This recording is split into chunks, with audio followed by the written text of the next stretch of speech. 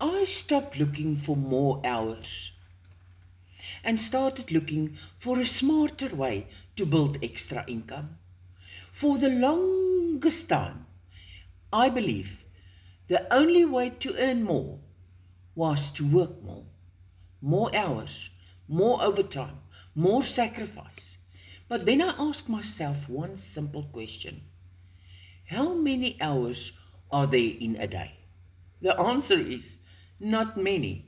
That's when I stopped searching for more hours and started searching for a smarter way to build an extra income. I wasn't looking for another full-time job.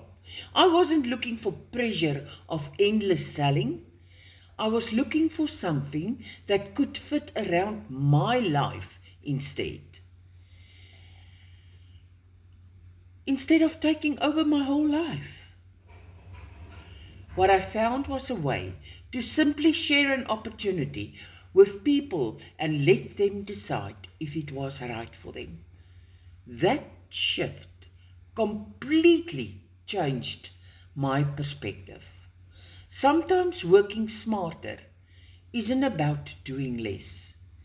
It's about choosing a model that isn't limited by the number of hours you can work. I ask you the following question. Listen.